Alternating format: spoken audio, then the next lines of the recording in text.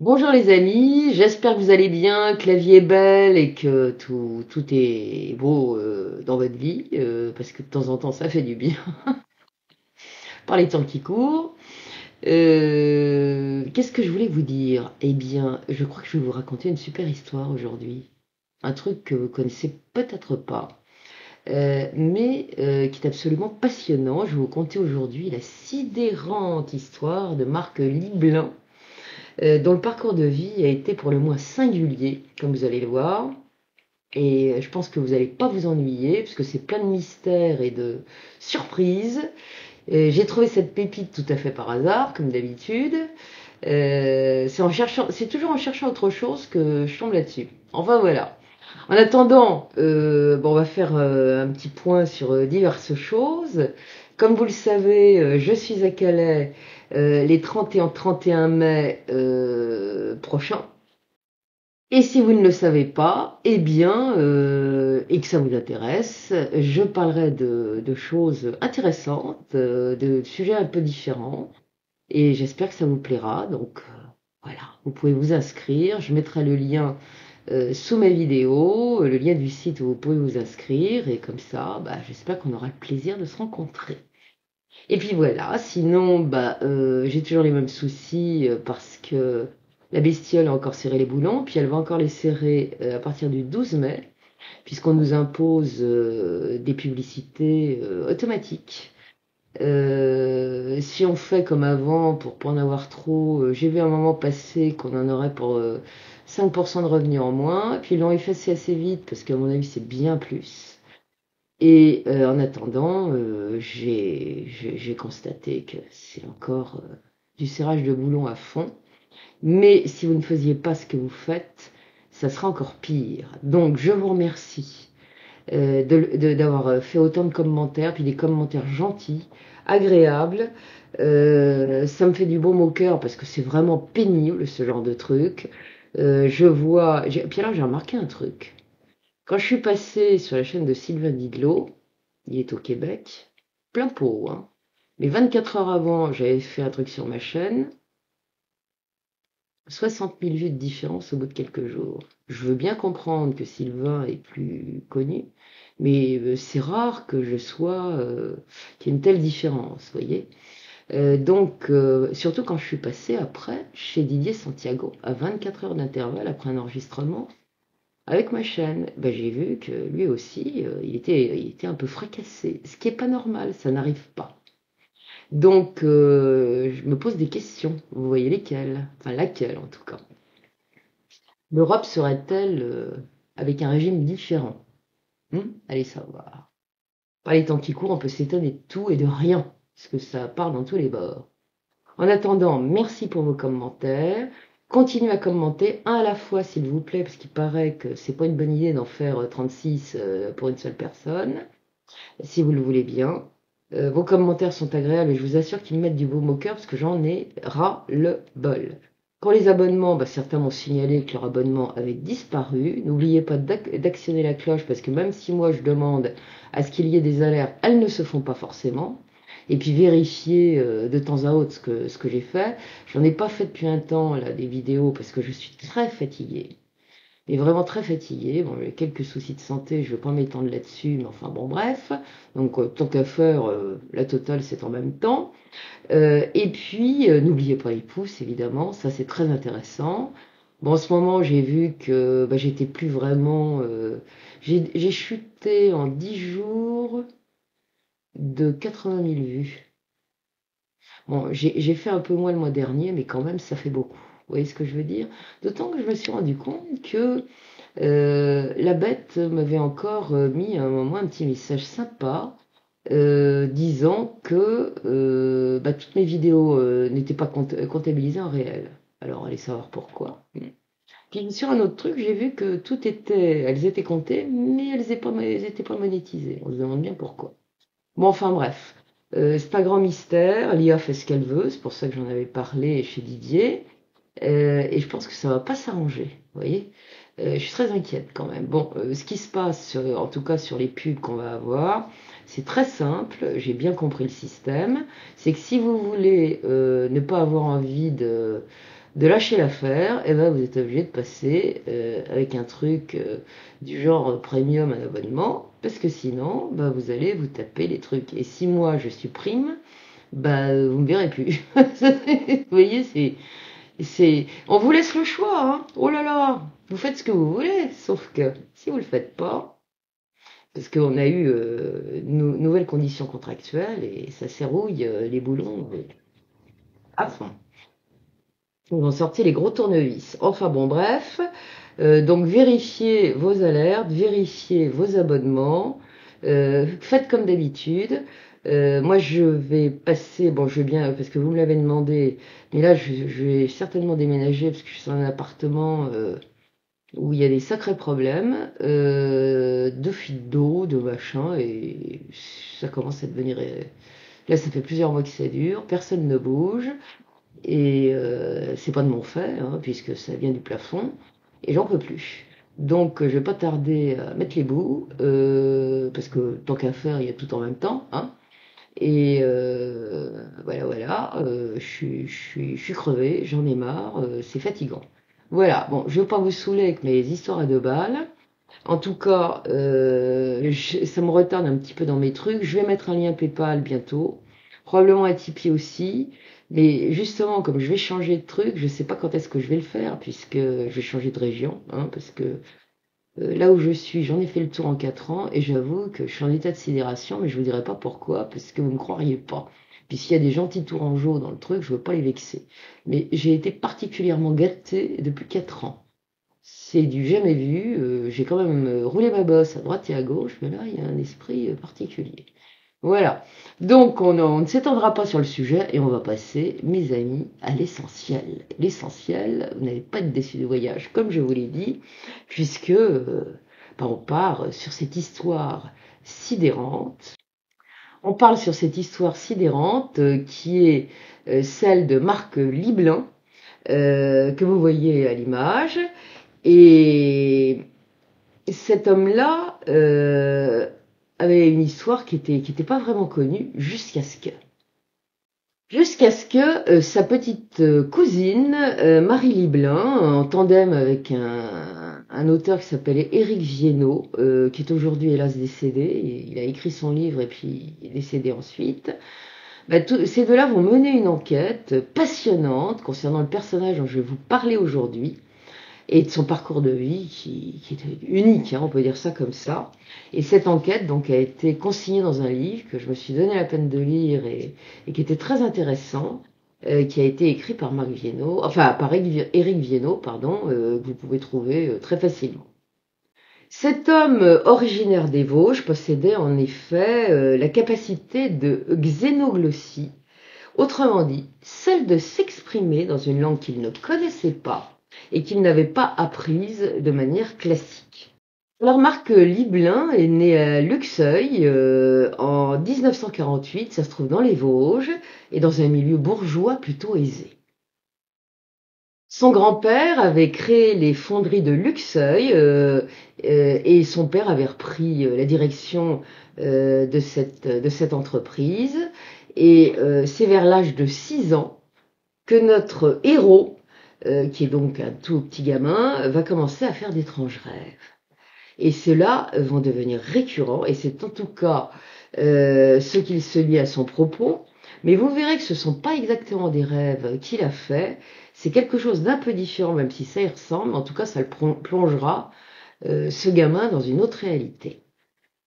Et un certain Jérôme Walczak, je ne sais pas comment ça se prononce, c'est un nom d'origine polonaise, eh bien, il va compter beaucoup plus tard, c'est un archéologue qu'il a connu jeune, il va compter beaucoup plus tard, des décennies plus tard, que tout cela serait survenu à la suite d'un accident de vélo ou de voiture, et en tout cas, il a dû avoir un choc à la tête, ça lui a fait perdre connaissance, ça on en est sûr, et c'est peu après qu'il a commencé à entendre des voix s'adressant à lui dans une langue qu'il ne connaissait pas, qui était très étrange, et en même temps, il a commencé à faire des rêves tout aussi mystérieux et qui vont devenir récurrents et qui continueront quand il aura l'âge adulte.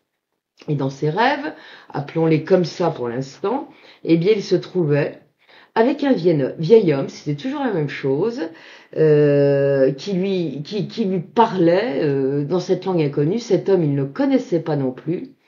Et évidemment, est-ce qu'il demandait, ce petit garçon, ce qui lui arrivait, mais il a jamais rien dit à sa famille, parce qu'il a essayé de dire, on va se fiche de moi, donc, chut, voilà. Est-ce que cela, c'est ce qui fera de cela un enfant, de celui-là un enfant timide, de nature introvertie, qui préférera la compagnie des livres de celle des humains? Il est toujours un petit peu en retrait, c'est fort probable. Ça ne veut pas dire qu'il n'est pas sociable, mais il est réservé. C'est un enfant taiseux. Voilà. En tout cas, il va donc garder tout ça pour lui, il continuera d'avoir une vie tout à fait normale, du moins en apparence. À l'adolescence, il s'amuse comme tous les adolescents, notamment avec sa sœur, avec laquelle il s'entend très bien. Tout va très bien, il a des copains, ses camarades l'apprécient, même s'il est toujours un petit peu réservé, parce qu'il a une personnalité peu commune. D'abord, il est très intelligent et c'est un gars sympathique. On ne s'ennuie jamais avec lui, car il a des propos il tient des propos toujours très intéressants. Et ainsi, il n'est pas rare qu'il ait des discussions passionnées avec certains de ses copains, tournant le plus souvent autour de l'art. Il est fasciné par la peinture, le dessin et la sculpture. La sculpture, il adore ça.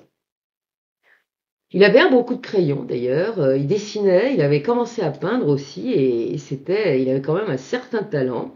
On sentait chez lui une âme d'artiste. Hélas, dans la famille Liebelin, il est de tradition que le fils aîné prenne la suite de son père dans l'entreprise familiale. Et c'est pourquoi, au lieu de faire l'école des beaux-arts comme il l'aurait souhaité, eh bien, il ira se former au métier de fondeur à Lyon, après avoir décroché quand même son bac de maths physique. Parce qu'en plus, il a un esprit scientifique, et ça va même très loin. Lorsqu'il reviendra à Luxeuil avec son diplôme en poche pour travailler aux côtés de son papa, eh bien l'ambiance sera souvent tendue. Son géniteur lui reproche en effet de passer beaucoup de temps à fondre ses sculptures, et plutôt qu'à s'investir dans l'entreprise familiale dont il doit bientôt hériter et reprendre la direction, enfin peut-être pas tout de suite, mais un peu plus tard. En 1971, un conflit entre le fils et le père va devenir ouvert, avec la jeune femme issue de la bourgeoisie aisée de Luxeuil qu'il a épousée. Il va quitter la ville pour aller s'installer à Saint-Dizier, et le couple va prendre ses marques dans une très belle demeure de la ville, où ils vont mener une vie tout à fait agréable. Ils organiseront tous les deux souvent des grandes fêtes où le gratin de la ville sera convié pour s'amuser. Il n'est pas rare qu'il tire des feux d'artifice quand il y a ces fêtes-là, parce qu'il a deux gamins qu'il adore, et ça les amuse beaucoup que leur papa fasse flamboyer le ciel de Saint-Dizier. Et à Saint-Dizier, il a créé à son tour une entreprise de fonderie. Malheureusement, comme les affaires ne sont pas son fort, et qu'il n'y trouve pas vraiment d'intérêt, faut tout de même le dire, et celle-ci va péricliter assez vite. Le voilà donc dans les ennuis, car il empruntait pas mal d'argent à sa belle famille pour créer cette entreprise. Finalement, il n'aura d'autre choix que celui de rentrer dans le rang, et c'est ainsi qu'il va reprendre les rênes de la fonderie Liebelin, la fonderie familiale de Luxeuil, en 1976, et de nouveau, ce ne sera pas une réussite, d'autant que la crise de la métallurgie fait rage et qu'il n'a pas du tout les épaules taillées pour faire face. En fait, il a la tête ailleurs, faut le dire, il est mal dans sa peau, ses rêves étranges n'ont pas cessé, bien au contraire, ça l'obsède de plus en plus, et il continue de rencontrer à chaque fois ce vieillard qui lui enseigne des notions de mathématiques également, et de physique plutôt pointue, on pourrait presque évoquer une forme de physique quantique, et surtout, toujours cette langue inconnue qu'il commence peu à peu à parler à peu près couramment. Au fil du temps, ces rencontres oniriques vont entraîner chez lui une sorte de quête mystique qui va finir par l'éloigner de ses préoccupations matérielles, d'où ses multiples déboires professionnels. Son épouse, qui a la tête sur les épaules, ne le comprend plus, d'autant qu'il lui a apparemment jamais rien dit de ce qu'il vit, et son mariage va finir évidemment par battre de l'aile. Dégoûté en plus par des perpétuels conflits qu'il oppose tant à sa famille qu'à sa belle-famille, qu'ils ne comprennent absolument pas, ils se demandent ce qui lui prend, eh bien il se demande tout ce qui lui prend, oui, bah, il le juge sévèrement. Et un beau matin, bah, il en peut plus, il va faire ses valises et il fuir au plus loin de tout cela, abandonnant ainsi à son sort son épouse et ses 2 enfants qui sont encore bien jeunes et qu'il adore, mais il n'en peut plus. Et voilà comment l'aventure commence vraiment. Alors, Marc Liblin était extrêmement attaché à son épouse, il s'entendait très bien, il l'aimait beaucoup aussi, et ça a été un réel déchirement pour lui de s'en éloigner. Mais leur différence de vue était telle que la vie commune était devenue absolument insupportable pour l'un comme pour l'autre, il valait mieux donc se séparer. Donc c'est pour ça qu'il a tout plaqué, pour tenter de découvrir quelle est la langue dans laquelle il semble être le seul à s'exprimer, puisqu'il a baragouiné quand même, et même plutôt bien. Et il va chercher quand même, hein, il se dit qu'est-ce que c'est que cette chose, donc il va lire des tas de bouquins, il va se documenter dans tous les sens, et il aura beau lire, relire, chercher et tout ça, bah, il trouvera aucun indice. Donc il se dit, il faut que je fasse quelque chose, et c'est ainsi qu'en 1980, ses pas vont le mener jusqu'à Rennes, en Bretagne, alors qu'il n'y connaît personne.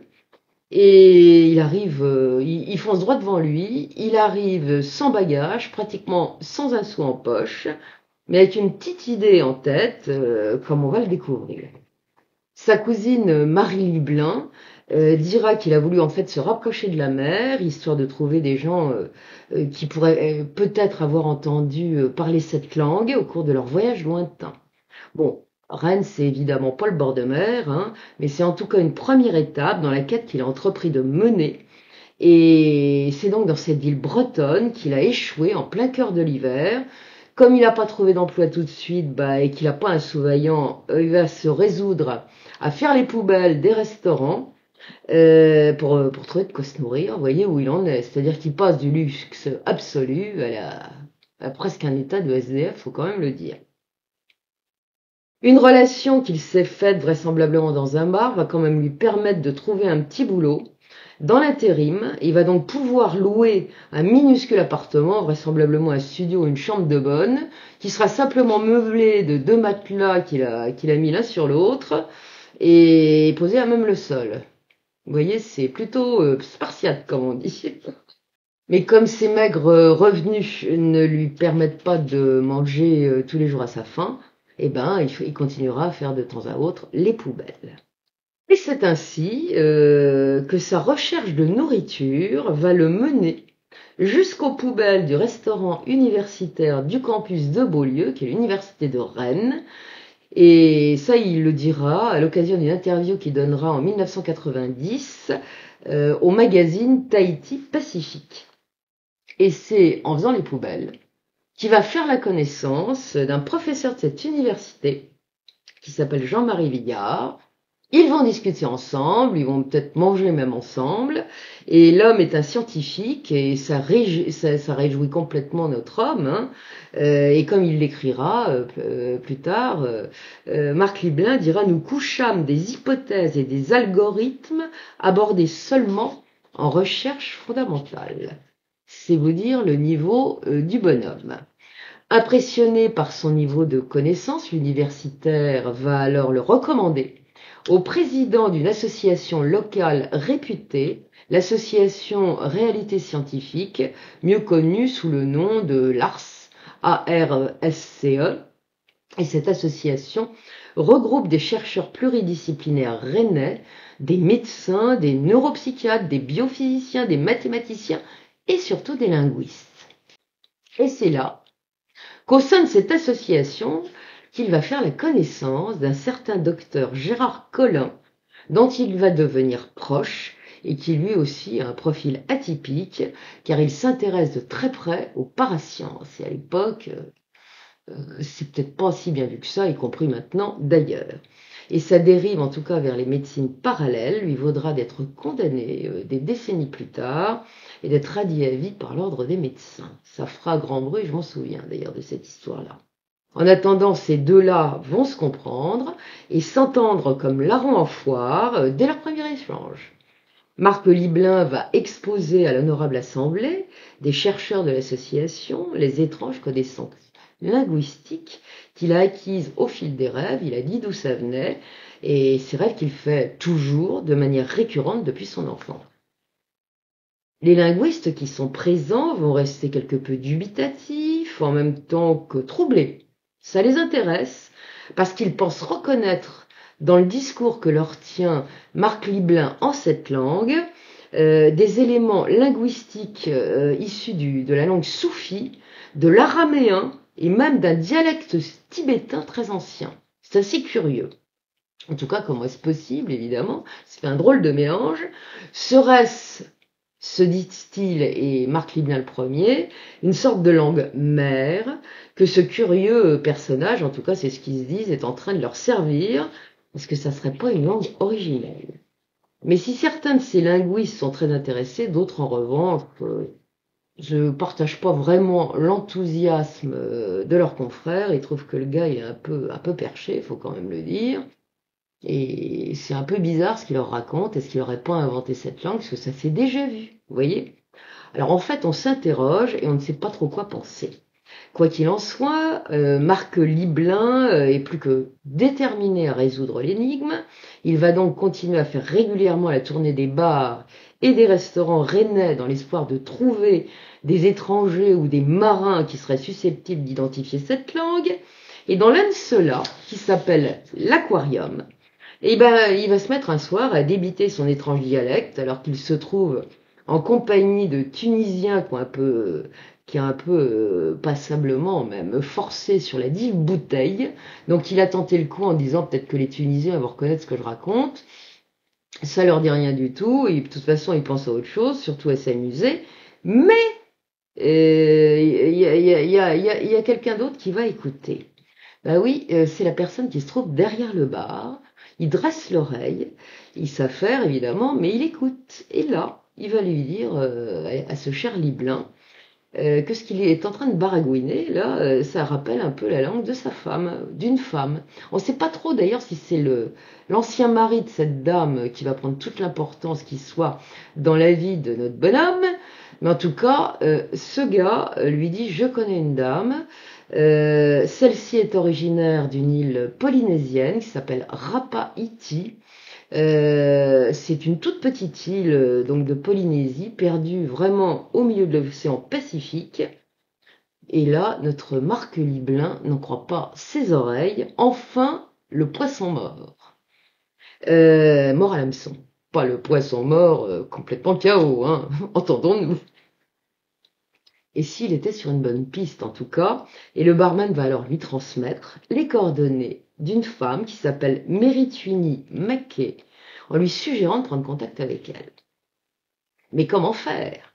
Marc Liblin ne se voit pas du tout, avec sa personnalité plutôt réservée, de but en blanc, aller frapper à la porte d'une parfaite inconnue pour lui conter une histoire qui est quand même à dormir debout, il en a bien conscience, et comme le hasard quand même fait toujours bien les choses quand ça commence à démarrer, eh bien, il va croiser peu après le chemin d'un Tahitien qui vit à Saint-Malo.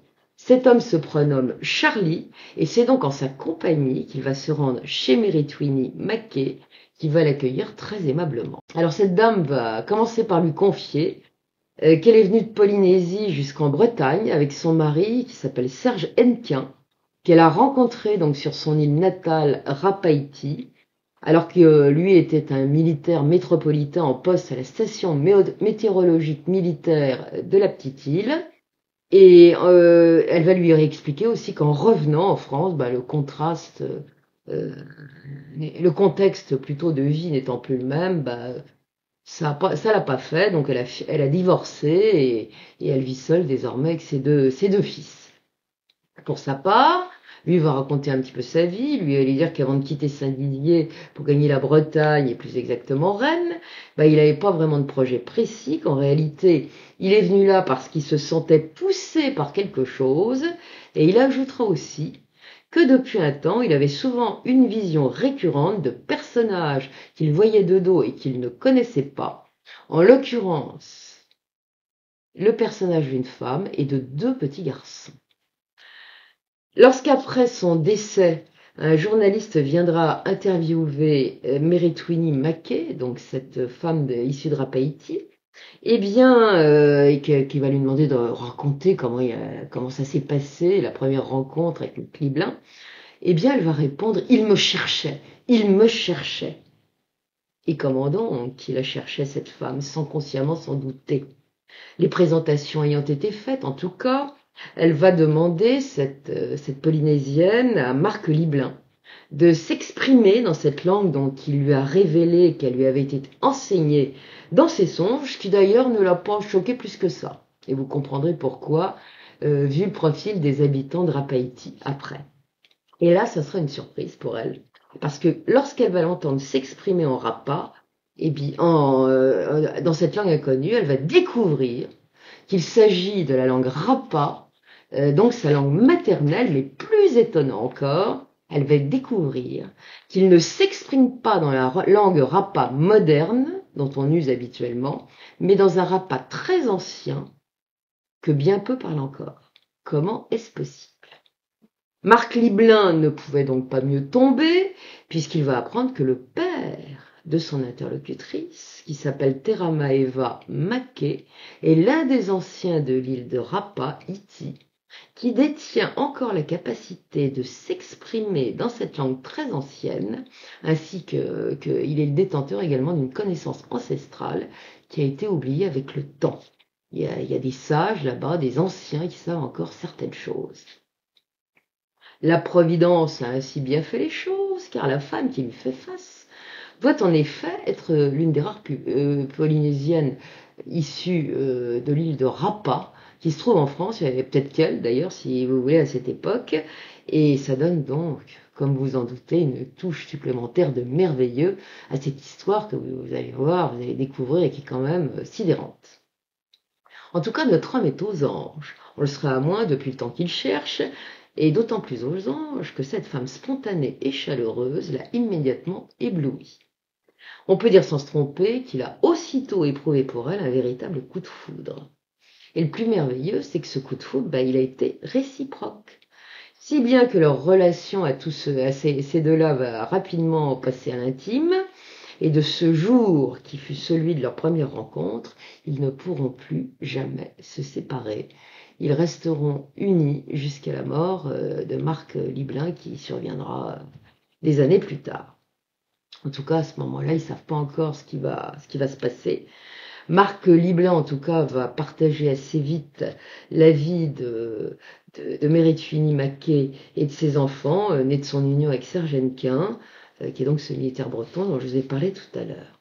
On saura que lorsqu'ils ont commencé à vivre ensemble, Meretwini Mackay a immédiatement constaté qu'à certains moments, alors qu'il était détendu, on peut dire ça comme ça, Marc Liblin se mettait spontanément à s'exprimer naturellement et parfaitement dans cette langue qui n'était pas sa langue de naissance, mais sa langue de naissance à elle, bien qu'elle parle le moderne, si je puis dire. Et ça arrivait notamment quand il prenait son temps sous la douche, il partait, il parlait comme ça, ou à l'occasion de promenades. On a beaucoup dit que c'était par ses rêves que ce langage singulier lui avait été enseigné. Or on saura, bien plus tard, après qu'il ait quitté ce monde, par Meretwini, qu'en réalité, c'était pas dans des rêves qu'on fait en dormant que ça arrivait. Elle révélera ainsi, la personne qui l'a interviewée, que vers ses 6 ou 8 ans, alors qu'il se trouvait dans sa chambre, il a soudain vu la porte de celle-ci qui s'est entrebâillée. Comme il n'avait rien entendu et que personne n'avait frappé à la porte, il s'est rapproché, il a ouvert la porte pour voir de quoi il s'agissait, il a passé le seuil, et là, stupeur. Il s'est pas retrouvé dans le couloir, il s'est retrouvé sur une île étrange, inconnue, qu'il ne connaissait évidemment absolument pas. Et le phénomène de la porte qui s'ouvre se reproduira à de multiples reprises, et à chaque fois qu'il franchira le seuil de cette porte, il se retrouvera systématiquement au même endroit dans cette île. Au début, ça l'a évidemment terrifié, il était tout petit, s'est demandé ce qui lui arrivait, tout en ayant bien conscience qu'il ne pouvait pas raconter à quiconque une chose pareille, même pas à ses parents, à moins de passer pour un fou. On aura ainsi compris que dès son plus jeune âge, eh bien Marc Liblin a manifestement fait l'expérience du voyage astral. Plus tard, comme il avait un joli coup de crayon, il a commencé à dessiner cet endroit précis où il arrivait quand il était, si je puis dire, téléporté, c'est pas tout à fait le mot, mais bon, en conscience en tout cas, sur cette île. Euh, et lorsqu'il les montrera à Mary Tweeney, eh bien une fois encore, elle restera sans voix puisqu'elle reconnaîtra parfaitement l'endroit qui existe sur son île. Elle a en effet immédiatement reconnu le lieu de la baie et de Rapaïti où il se retrouvait lorsqu'il était transporté dans une autre réalité. Dans les malles remplis de documents que Marc Liblin a laissés derrière lui après son décès, ont été découvertes des notes écrites de sa main, décrivant précisément ce qu'il se produisait lorsqu'il franchissait le seuil de la porte de sa chambre quand il vivait encore chez ses parents. Rien de moins qu'une description donc de ce que c'est qu'une une sortie de corps, hein. Et Mary Tweeney Mackay confiera encore aux journalistes venus l'interviewer qu'il avait parfois aussi, très souvent, des visions prémonitoires, tout en précisant que les visions d'événements passés pouvaient également survenir, mais que ça l'intéressait beaucoup moins que le prémonitoire, et souvent ces visions prémonitoires s'avéraient être justes, ça se réalisait. On saura aussi par différents témoignages qu'il n'avait pas que le don de prémonition, il avait aussi la capacité de voir clairement ce qu'il s'était produit dans certains lieux où il se trouvait, ceci dans un passé reculé comme s'il y était. Il décrivait tout, il était dans le film, quoi. Certains rapporteront qu'ils l'ont entendu décrire avec précision des scènes très anciennes qui s'étaient déroulées notamment à Rapaïti, dont seules de rares personnes avaient la connaissance, évidemment. Il possédait également un don de guérison qui ne se limitait pas aux humains d'ailleurs, puisqu'il soignait les animaux. Voilà. Mais on va revenir à notre fil d'histoire, c'est quand même mieux, on avance. Après quelques temps de vie commune, le couple accompagné des deux fils de Mary Tweeney tout le monde va quitter la Bretagne pour rejoindre Rapaïti et on va poser le pied sur la petite île, cette petite île minuscule, au mois d'avril 1982. Bon, ils sont pas bien riches, hein, ces quatre-là, mais la Providence veille encore. Elle veille encore puisque Mary Tweeney Mackay a obtenu, bon ça c'est classique pour les gens qui viennent des territoires d'outre-mer, du gouvernement français les moyens de regagner son île natale avec ses deux enfants, mais il y a eu un miracle, si je puis dire comme ça, pour Marc Liblin qui n'avait pas un rond, comme on le sait, et c'est son ami le docteur Gérard Collin et peut-être quelques autres membres de l'association qui lui ont payé son billet d'avion et son voyage. C'est quand même très sympa parce que ça coûte quand même cher certainement à l'époque. Alors, il me faut dire quelques mots à propos de cette minuscule île de Rapaïti dont on peut dire qu'elle est unique en son genre. Rapaïti, comme vous le voyez, au milieu de cette belle étendue, c'est un tout petit caillou, vraiment un tout petit caillou qui est posé au milieu de nulle part, sur les eaux du vaste océan Pacifique, puisqu'elle ne mesure, cette petite île, que 8 km de large sur 10 km de long. Vous voyez, c'est pas épais, hein. Et sur cette photo, vous voyez, eh bien, vous pouvez voir sa forme. Alors, certains diront que ça leur rappelle la forme d'une oreille, tandis que d'autres y verront plutôt la représentation d'un coquillage, l'un de ces magnifiques coquillages dentelés qu'on trouve souvent au fond des eaux du Pacifique. D'autres y verront plutôt la partie basse, dans la partie basse de l'île, la tête d'un dragon. Lorsqu'elle est photographiée depuis le ciel, effectivement, vous voyez, j'ai entouré en rouge et c'est assez troublant. Alors n'oublions pas, et c'est d'autant plus troublant, qu'il se dit, selon la légende, que 13 dragons majeurs auraient été à l'origine de la création de la Terre, et on les désignait ces dragons comme étant les 13 dragons de Mu. Ha ha! L'île serait-elle marquée du sceau mythique du continent disparu de Mu? Allez savoir. En tout cas, personnellement, sa forme étrange, moi, me fait penser au début d'une spirale de Fibonacci et au tourbillon d'un vortex. Vous voyez ce que je veux dire et où je veux en venir. L'île serait-elle un portail avec d'autres mondes invisibles ou disparus? Vu ce que je vais vous conter maintenant, parce qu'on va rentrer petit à petit dans le vif du sujet, bah ça se pourrait bien. Ce que l'on peut encore dire à propos de Rapaïti, c'est que cette île est constituée des vestiges d'un très ancien volcan et que la vaste baie qui occupe son centre n'est autre que la caldeira de ce volcan antédiluvien.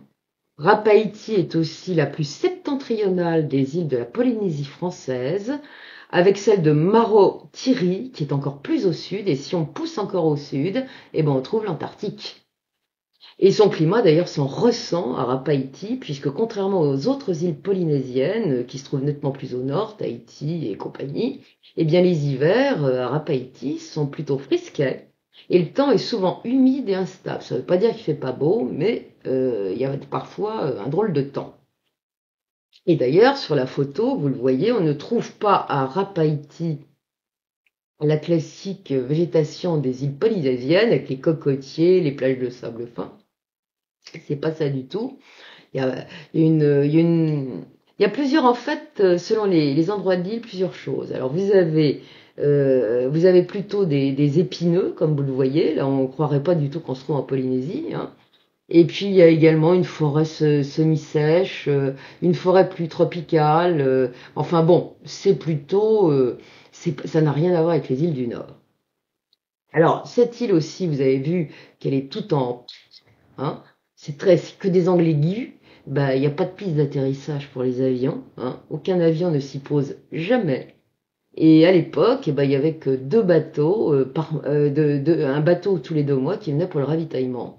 Je sais pas si c'était toujours pareil, parce que bon, bah, les habitants, ils sont coupés du reste du monde, donc il y avait des choses qui devaient arriver, notamment les voitures, enfin, puis des différentes marchandises, hein.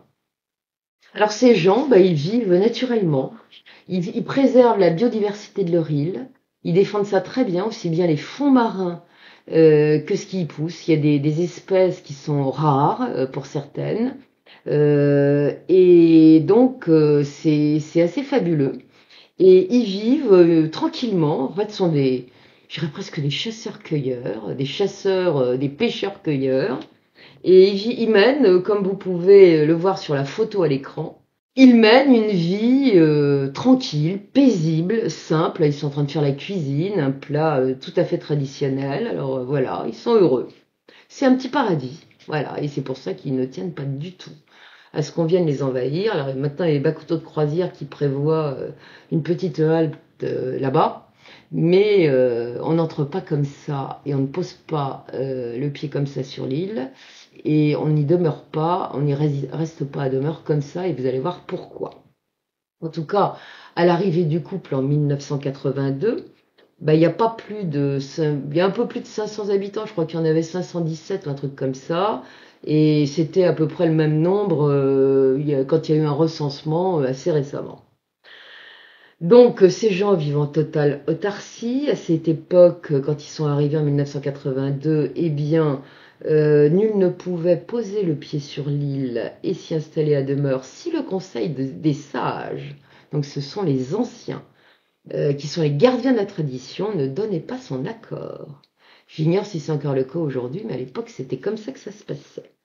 Marc Liblin va évidemment faire la connaissance du papa de Meretwini. Il s'appelle donc, comme je vous l'ai dit, Tere Maeva Mackay.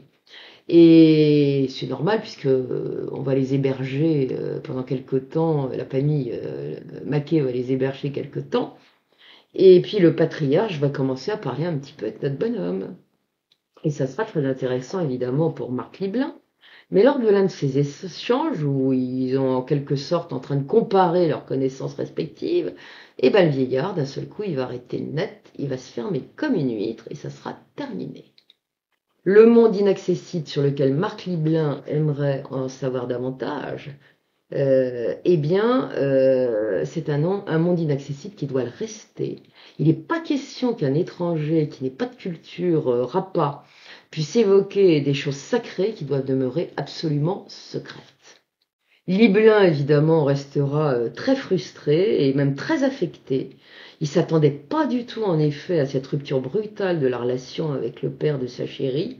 et que cet homme qui fait partie des sages de l'île ait soudainement refermé la porte au nez de ce pauvre bonhomme, ça restera pas sans conséquence, parce que le couple sera désormais traité plutôt froidement par les habitants de Rapaïti, en tout cas ceux du village, hein, c'est resté à distance. Ceux-là, évidemment, ne comprennent pas du tout que Meritwini soit revenu de France en compagnie de ce blanc à lunettes qui maîtrise incompréhensiblement la langue sacrée de leurs ancêtres. Ça leur fait peur et ils se demandent qui il est exactement et ce qu'il est venu faire ici. Marc Liblin se rendra également vite compte que sa chère et tendre Meretweni, qui lui a révélé pas mal de choses, et sur sa culture, dès les premiers temps, là, elle va un peu lever le pied. Elle sera un peu moins fluide par la suite, et il sentira souvent qu'il y a des choses qu'elle ne peut pas lui dire, et sur lesquelles il y a certains sujets qu'elle ne peut pas aborder. C'est secret. Il y a de toute évidence donc des secrets qu'elle ne peut divulguer à un étranger. Et fut-il l'homme de sa vie parce qu'il s'aime profondément, ces deux-là. Ça serait une grande passion et un grand amour.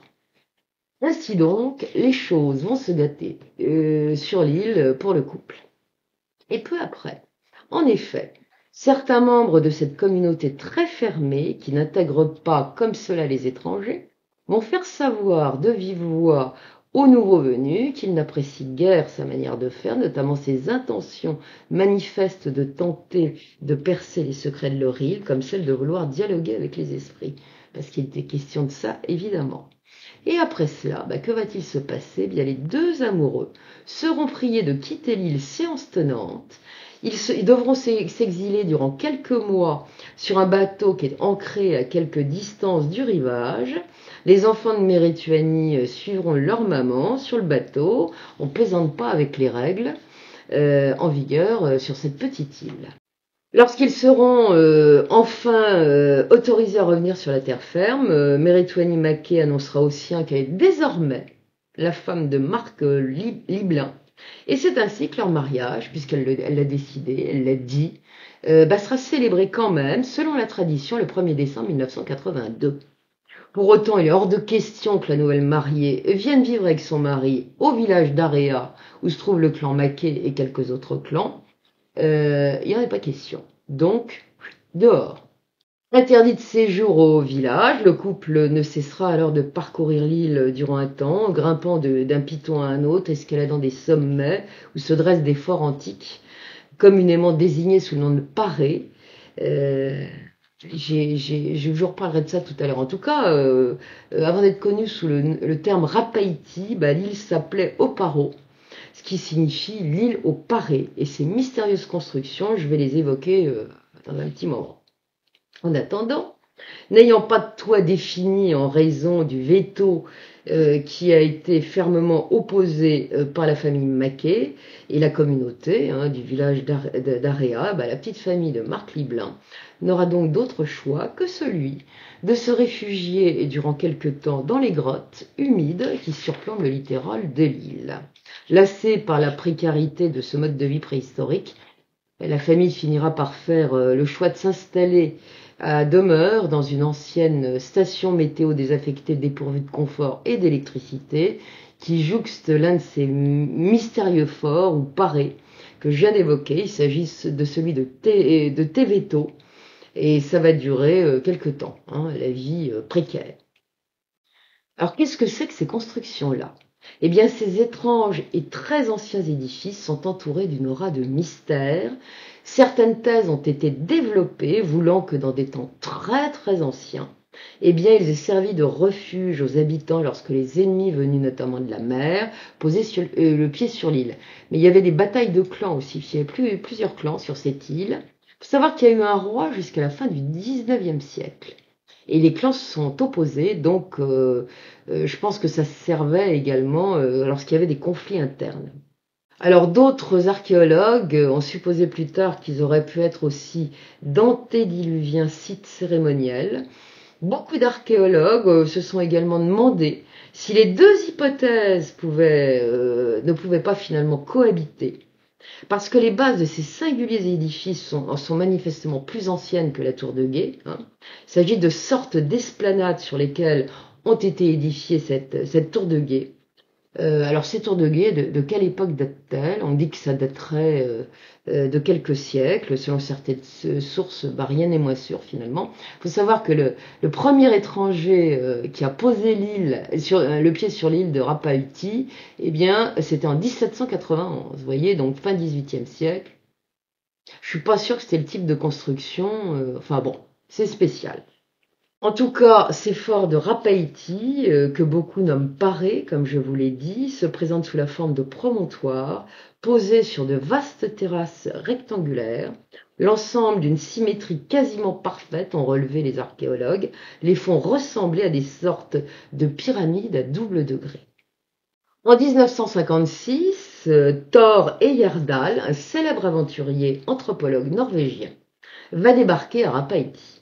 9 ans plus tôt, en 1947, celui-là était devenu très célèbre en ralliant, avec quelques équipiers, il y en avait 5 je crois, les îles Tuamotu, sur un radeau baptisé le Kon-Tiki, semblable à ceux à bord duquel naviguaient les Incas. Parti de Lima au Pérou, le Norvégien a voulu démontrer que les îles de l'Océanie pourraient bien avoir été peuplées par une migration du peuple Inca, en prouvant qu'il était possible de naviguer en haute mer avec des embarcations extrêmement fragiles, mais résistantes, qui étaient faites de balsa, de papyrus et de roseaux. Donc le Norvégien et ses 5 compagnons ont réussi l'exploit de faire une traversée quand même de 8000 km en haute mer, et je peux vous dire que l'océan austral, ça bouge de temps en temps, en ne se nourrissant que de poissons pêchés au fil de leurs besoins et en buvant l'eau de pluie. Vous voyez la photo là. En 1956, Thor Heyerdahl va donc débarquer à Rapaïti, accompagné d'une petite équipe d'archéologues, afin de restaurer le fort, ou plus exactement le paré de Morongo Uta, dont il se dit qu'il serait le plus ancien de l'île. Et toute l'équipe va clamer unanimement qu'il aurait fallu une sacrée détermination humaine et une sacrée organisation sociale pour édifier ce fort-là, parce que grâce à eux, on sait que les pierres qui ont permis son édification ont été montées jusqu'au sommet du promontoire, depuis les vallées avoisinantes. C'était un travail de titan. Thor Heyerdahl soulignera aussi n'avoir jamais observé un travail aussi magnifique de la pierre, aussi raffiné en Polynésie. Les Norvégiens auraient voulu aller un petit peu plus loin, hein, et réaliser des fouilles nettement plus approfondies du site. Hélas, ça restera très limité, car les Iliens qui les guideront veilleront avec acuité à ce que leurs secrets soient bien gardés. En d'autres termes, ils s'arrangeront ainsi pour qu'il puisse être trouvé ce qu'il doit l'être, et ce qui doit rester secret, le soit également. Donc, on leur dira, vous pouvez, hein, mais pas là, hein, voilà. Donc ils verront pas tout ce qu'il y a à voir. Donc demeurera donc bien enfoui sous la terre, ce qui ne doit jamais être révélé, ce que Marc Liblin ne manquera évidemment pas de déplorer. En 1920, l'anthropologue John Stokes était déjà venu à Rapaïti pendant quelque temps avec son épouse Margaret, et lui avait pour sa part découvert de petits sanctuaires dans les cavités de certains de ses parés. Il s'y trouvait des niches creusées dans une roche d'1 mètre de haut, ces niches, hein, sur 50 cm de large à peu près, et à l'intérieur, il y avait des petites statuettes anthropomorphes qui étaient placées. Et concernant ces niches, Thor Heyerdahl, qui les verra aussi plus tard, il fera les mêmes découvertes au paré de Morangauta, voilà ce qu'il va dire. Ces résidents des collines n'avaient pas l'espace dans le village de montagne pour les grands temples qui dominent les anciennes architectures de toutes les autres îles. La population de Morongo Uta a résolu le problème d'une manière jusqu'ici inconnue dans le Pacifique. Il a creusé des petites niches en forme de dôme dans la roche derrière les terrasses, et là, elle a elle-même construit des temples miniatures. Il dira encore que les cérémonies qui ne pouvaient être réalisées devant ces temples de poche pouvaient avoir lieu au sommet de la plateforme, c'est ce qu'il a supposé, et puis sous la voûte des cieux, évidemment, en compagnie de la lune et du soleil, puisque, bon, On était beaucoup vers les astres à cette époque-là. Pour Jérôme Walczak, dont j'ai parlé tout à l'heure, Walczak, qui est un jeune anthropologue qui s'est intéressé ultérieurement à ces sites, ces parés qui sont nommés parfois arae aussi, que l'on retrouve sur Saint-Tenzit de Polynésie orientale, sont considérés comme d'anciens sites religieux. Toujours est-il que les singulières structures édifiées sur une poignée de sommets de Rapaïti, je crois qu'il y a à peu près 8 ou 9 forts, restent encore un mystère de nos jours, puisqu'il semble qu'aucune fouille archéologique très approfondie n'ait jamais été menée sur ces sites très anciens que ses habitants considèrent comme hautement sacrés. Serait-ce que parce que les anciens de Rapaïti, les gardiens de la tradition sacrée de l'île, s'y seraient opposés? Allez savoir, mais il y a de fortes chances. Marc et Méritwini, en tout cas, auront ensemble 2 fils, Hiram et Sefer, qui naîtront donc sur l'île. Ils adopteront aussi plus tard une petite fille qui s'appelle Eva. C'est traditionnel, apparemment, dans la société polynésienne d'adopter des enfants. Hiram Liblin, donc l'un de ses fils, témoignera plus tard, après la mort de son père, l'avoir vu autrefois dessiner d'étranges huttes sur ces fameux forts. Il faisait des dessins et puis il rajoutait des huttes. Cependant, il dira ignorer s'il reprisait alors ce qu'il avait vu en rêve, c'est possible, ou ce qu'il s'agissait d'une théorie qu'il avait échafaudée. Il était taiseux, il parlait pas beaucoup. Hein. Lui aussi révélera que son père faisait souvent des rêves qui s'avéraient de plus en plus souvent prémonitoires, mais dont seule sa mère avait le contenu, connaissait le contenu, puisqu'il ne disait jamais rien à ses enfants. Lorsqu'il vivait dans la station météo désaffectée, Marc Liblin et les siens descendaient de temps à autre à terre, jusqu'à Area, puisque là on reprend le fil de l'histoire, hein, pour visiter la famille évidemment de Méritwini. Et sans être vraiment adopté, on peut bien le dire, Marc Liblin demeurait et demeurera jusqu'à la fin de ses jours un parfait étranger aux yeux de la communauté. On finira par l'accepter et puis même accepter que la famille s'installe au village. Ça sera donc la fin de la précarité, mais les habitants resteront toujours réservés à l'égard de Marc Liblin. Il se verra tout de même attribuer en 1983 la fonction de secrétaire de mairie du fait de la bonne volonté d'un cousin de Méritwini. Avec cette dernière, Liblin va s'investir dans l'étude et la sauvegarde du patrimoine culturel de Rapaïti. C'est d'ailleurs en cette même année 1983 qu'il se verra officiellement décerner le statut officiel de chercheur à Rapaïti, ceci avec l'accord du haut-commissaire de la République en Polynésie française. Et ce ne sera pas tout, puisqu'une bourse de recherche lui sera accordée par l'ARS, la fameuse association rennaise de chercheurs pluridisciplinaires, dont on se souviendra que son ami Dr Jacques Collin, qui l'a déjà beaucoup aidé, est un membre très actif, donc c'est probablement de son fait qu'il a pu obtenir une bourse. La mission que s'est fixée notre bonhomme, notre chercheur expérimentaliste, est on ne peut plus sérieuse. Il entend en effet étudier le vieux Rapa, dont il a plus que jamais l'intuition qu'il s'agit d'une langue mère, une langue originelle.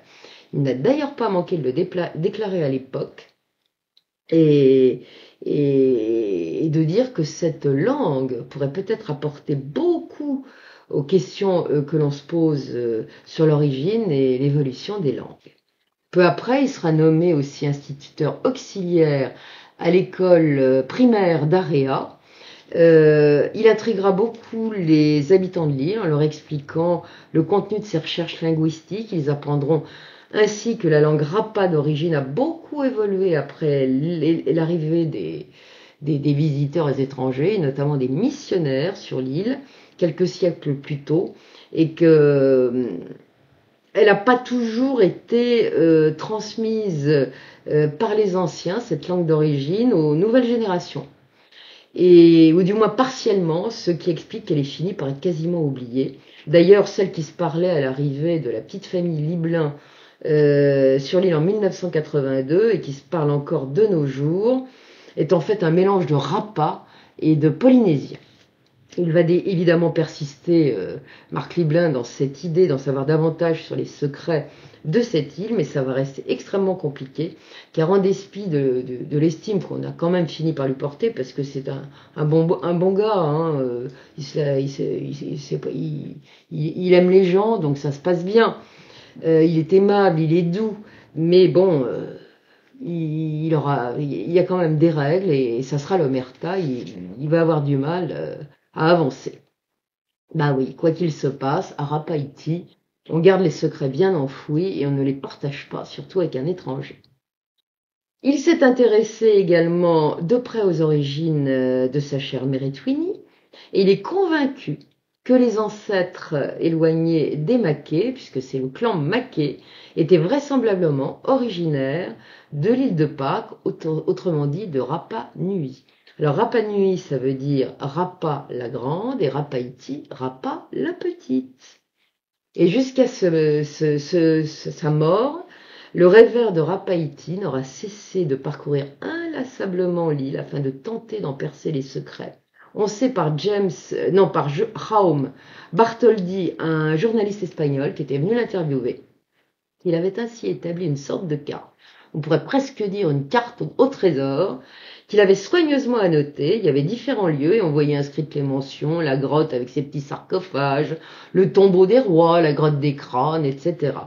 On saura encore que Marc Liblin a vu, comme quelques autres Iliens, d'étranges lumières bleues, dans une grotte considérée comme extrêmement sacrée, de même qu'il était obsédé avec le temps par cette lumière bleue, que beaucoup n'avaient pas la capacité de voir. Est-ce que ça tenait à ses capacités innées de sensitif ou un certain niveau d'évolution spirituelle, allez savoir, mais bon, c'était spécial. Et était-ce aussi dans cette grotte sacrée qu'il a prélevé un jour quelques pierres? En tout cas, ça lui a pas porté chance ou que ce soit, parce qu'en sortant du lieu, il s'est retrouvé paralysé d'un bras. Et son beau-père lui a alors conseillé de remettre immédiatement les pierres en place où il les a trouvées, s'il voulait retrouver l'usage de son bras, parce que sinon ça serait terminé. Et c'est ce qu'il a fait, et Dieu merci, son bras a remarché après, moyennant quoi, dans certains lieux, faut pas faire n'importe quoi, et surtout pas enfreindre les interdits. Ça peut avoir des conséquences comme vous l'avez vu. Marc Liblin a également révélé aux journalistes espagnols l'existence de petites statues de pierre très anciennes, celles également de calendriers et de tablettes. Mais le journaliste n'en saura pas davantage sur ces tablettes car il s'est montré très réservé, Marc Liblin. Le journaliste se posera donc la question de savoir s'il ne s'agirait pas de tablettes rongo-rongo, comme celles qui ont été découvertes à l'île de Pâques, que vous voyez en photo. Mais quand il posera la question, motus et bouche cousue, silence radio.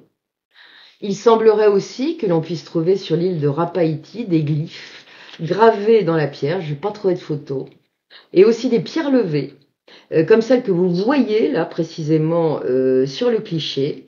Ça a été pris en 1920 par John Stoke ou Margaret Stoke, enfin l'un des deux, et il semblerait qu'il y ait beaucoup de ces types de pierres levées, hein, c'est les menhirs polynésiens, si je puis dire ça comme ça, et c'est sous l'eau. Hein. La plupart sont sous l'eau, il y a énormément de choses apparemment sous l'eau. Marc Liblin était par ailleurs convaincu que dans le passé, toutes les îles de Polynésie étaient en contact permanent et que ses habitants se déplaçaient sans aucune difficulté d'une île à l'autre, quelle que soit la distance, et des fois c'était des distances très, très longues, hein, et ceci sans carte. Ils se dirigeaient, dira-t-il, seulement à l'intuition, tous savaient vers quel rivage leur pirogue les mènerait. Il était également persuadé, Marc Liblin, que Rapaïti et l'île de Pâques avaient une histoire absolument commune, et surtout que Rapaïti, quoique plus modeste dans sa superficie, aurait pu être un centre politique et un lieu spirituel majeur, une sorte de centre du monde pour les Polynésiens des origines. Tout cela, il l'a confié à Jérôme Walchak, qu'il a accueilli à bras ouverts à Rapaïti, et à celui-là, il a déclaré aussi que l'île était en quelque sorte le berceau de l'humanité. Un jour, il lui a même dit, pour toi, ça va être du délire, mais si tu traverses en passant par le centre, l'antipode de la grande pyramide, celle de Khéops, ne tombe pas loin de Rapa. Et il y a une pyramide sous la mer à cet emplacement. Intéressant, non? À propos de la pyramide, eh ben, un détail m'a attiré l'œil. Vous voyez la photo, là, puis vous regardez sur la gauche, la falaise de gauche. Bah moi, lorsque j'ai recherché mon sujet et que je suis tombé là-dessus, je me suis dit, mais c'est curieux cette forme. Ça vous rappelle rien? Si on y regarde de près, là, sur le cliché, ça ressemble quand même à une forme pyramidale, hein. C'est quand même très étrange. Et il se trouve que cet étrange pan de falaise correspond au mufle du dragon. Du dragon que si on regarde l'île de haut, bah, vous regardez sur le cliché, j'ai entouré ça en rouge. Quand c'est pris de satellite, c'est vraiment le nez du dragon.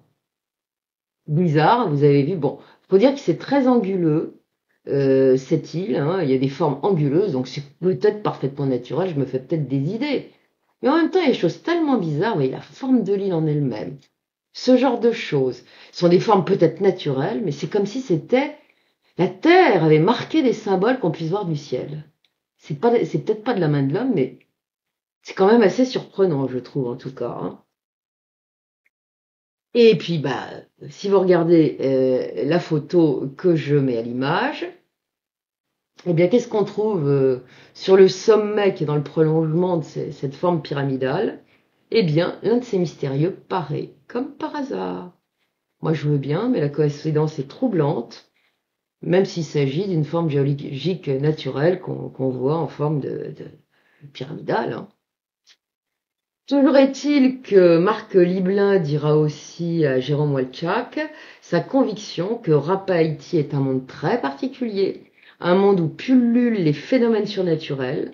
Il lui dira aussi sa conviction profonde que les habitants, ses habitants, comme d'ailleurs tous les Polynésiens, vivent depuis des siècles entre les dimensions du Ao, qui est le monde profane, et le Po, qui est celui des dieux. Donc c'est des mondes qui s'interpèrent. Il a aussi confié aux journalistes quelques dessins. L'un d'eux représente une statuette dont il a précisé qu'elle mesurait 90 cm de haut sur 8 cm de large, et qu'il a exhumée du sol. Ce qui l'a un peu troublé, c'est qu'elle ressemblait à s'y méprendre à ces grands moaïs surnommés Ahu, là, que vous voyez à l'image, c'est beau. Bah, ceux-là, on les trouve, ces sentinelles de pierre, on les trouve sur l'île de Pâques, vous le savez, au-dessus des falaises. Et notons tout de même aussi quand même qu'à propos de ce qu'a prétendu Marc Liblin, bah, l'archéologue norvégien Thor Heyerdahl a indiqué en 1984 au docteur Collin que cette statuette de pierre dont il avait vu les clichés pris par Marc Liblin, bah, n'était pas une statuette façonnée de la main de l'homme. Pour lui, c'était une pierre formée par la nature. Bon. Marc Liblin clamera toujours, en tout cas, à qui veut l'entendre, que Rapa-Haïti a influencé l'évolution de l'île de Pâques. Aurait-il raison? Cette île confetti isolée à la surface du vaste océan Pacifique aurait-elle été le berceau de la société polynésienne? Et qui sait même l'un des vestiges majeurs du mythique continent englouti de Mu? Et si elle était l'équivalent de la Poséidia de l'Atlantide? Ah ah. Pour autant, Marc Liblin n'a jamais clairement évoqué avec quiconque le continent de Mu. Ça lui est arrivé, mais il s'est pas étendu sur le sujet. Et qui sait aussi si cette île mystérieuse de Rapa-Haïti l'avait appelée à elle. Et oui, n'y aurait-il pas vécu autrefois, en tout cas dans des temps immémoriaux? Allez savoir, c'est quand même très curieux son histoire. N'oublions pas en effet que le célèbre Dr. Ian Stevenson, cet Américain, dont j'ai déjà parlé quand j'avais évoqué les vies antérieures, enfin des vies antérieures, hein, eh bien Stevenson, qui a donc consacré sa vie à étudier les cas de réincarnation, a entendu plus d'une fois des personnes dont il étudiait les cas s'exprimer en des langues étrangères qu'elles ne parlaient pas dans leur vie courante, hein, et parfois même qu'elles ne connaissaient pas du tout. Et là, on se trouve dans ce cas-là. Ce qui est certain, c'est que Rapa-Iti doit certainement beaucoup à cet homme bienveillant et d'une grande intelligence, d'une grande sensibilité, que l'on n'a pourtant pas pris vraiment toujours au sérieux et qu'on a considéré plutôt comme un excentrique. Pourtant, il a tout de même consacré les 15 dernières années de sa vie à étudier avec